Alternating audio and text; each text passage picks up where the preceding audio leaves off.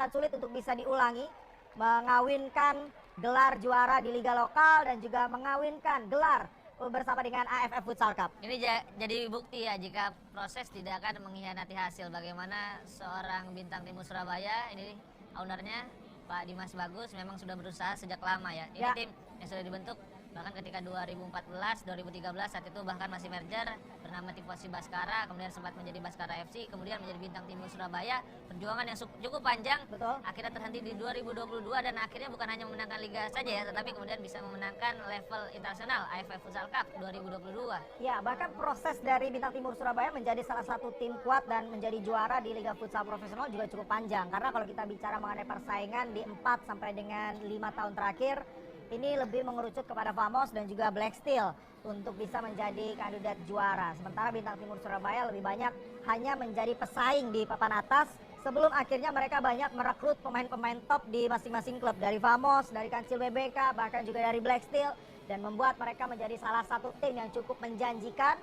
Dan mereka mampu mendapatkan hasilnya di tahun 2022 dengan mampu mendapatkan 2 gelar juara di tahun ini.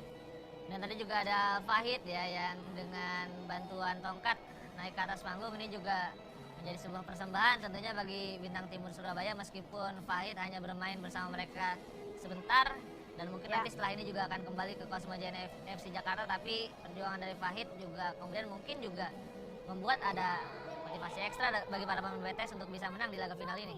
Ya, dan kita lihat ini dia pemirsa. Para pemain dari Bintang Timur Surabaya sesaat lagi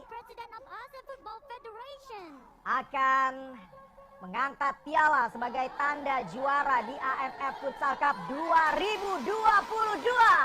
Selamat sekali lagi untuk Bintang Timur Surabaya menjadi yang terbaik, menjadi juara di kejuaraan AFF Futsal Cup 2022 dan sekaligus menorehkan tinta sejarah untuk pertama kali di luar klub Thailand.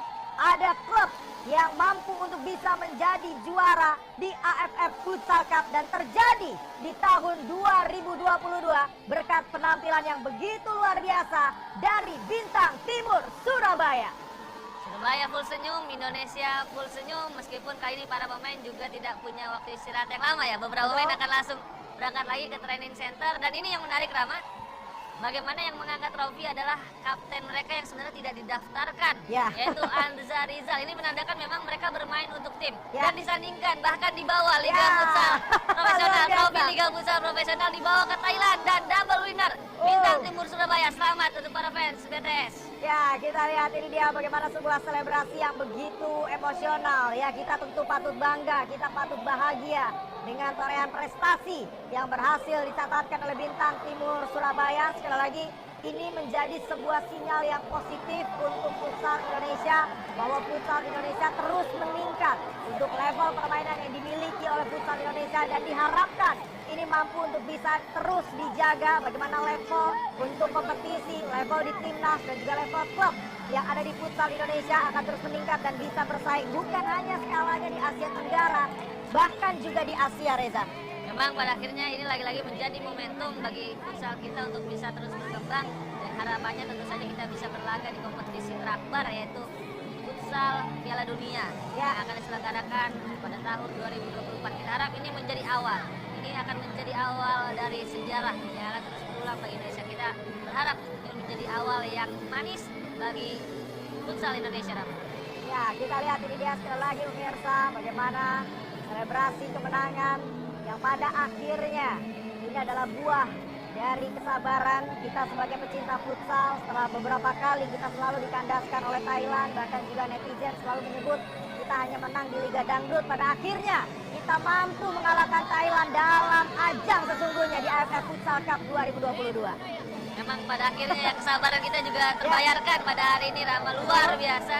Meskipun lagi-lagi memang levelnya masih di klub, kita harapkan bisa ditransfer kemudian nanti ke timnas. Dan lagi-lagi proses tidak mengkhianati hasil, Bintang Timur Surabaya saja bisa, apalagi nanti timnas Indonesia, Rama. Betul, dan memang sudah ada indikasi ketika timnas mampu untuk bisa tampil begitu baik di partai final walaupun pada akhirnya kalah adu penalti. Karena kalau kita bicara adu penalti ini bicara mental dan bicara keberuntungan ya. Dan itu yang mungkin masih bisa diperbaiki oleh timnas futsal Indonesia. Dan tentu kita harapkan hasil terbaik, prestasi terbaik dapat ditorehkan oleh para pemain, oleh klub dan juga timnas futsal Indonesia. Dan momentumnya sudah dimulai di tahun 2022. Tentu kita berharap juga kemudian para pemain Bintang Timur Surabaya bisa segera bergabung dengan training center dan kemudian nantinya bisa mempersiapkan diri karena timnas Indonesia juga akan segera berlaga di Piala Futsal Asia pada akhir bulan nanti, Rama. Betul, tentu kita harapkan sekali lagi untuk prestasi terbaik yang didapatkan untuk timnas futsal Indonesia, untuk klub Indonesia dan juga para pemain di futsal Indonesia. Selamat sekali lagi untuk Bintang Timur Surabaya, membuat tentunya Surabaya dan juga Indonesia full senyum dengan kemenangan, dengan torehan sejarah yang dicatat oleh Bintang Timur Surabaya. Untuk pertama kalinya ada klub Indonesia jadi juara di AFF Futsal Cup dan terjadi di tahun 2022.